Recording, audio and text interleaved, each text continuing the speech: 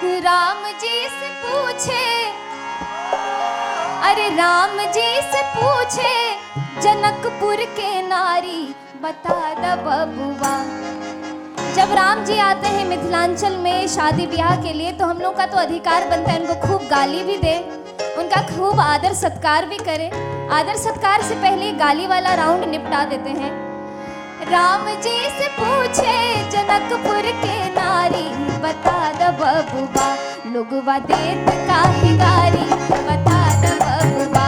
लोगवा देत काहे गारी, बता द बबुआ।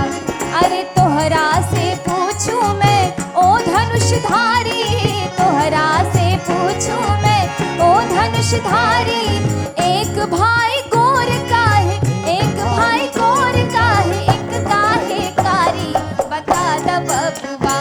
लोगवा देत काहे गारी, बता द बबुआ। लोगवा देत काहे गारी, बता द बबुआ। राजा दशरथ जी कैलनी होशियारी, राजा दशरथ जी कैलनी होशियारी। एक टामरद पर, एक टामरद पर तीन तीन को नारी, बता द बबुआ। लोगवा देत काहे गारी, बता द बबुआ। लोगवा देत काहे गारी।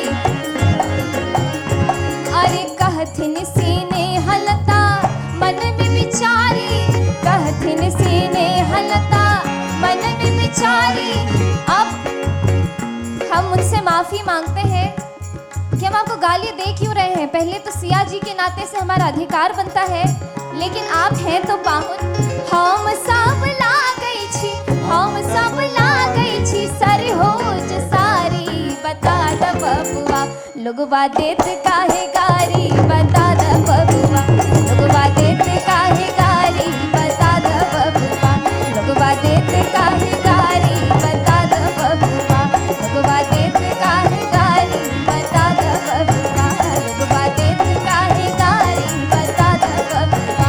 लोगवा देत काहे गारी, बता द बबुआ। आहा, बोलिए अवध बिहारी लाल की। अच्छा।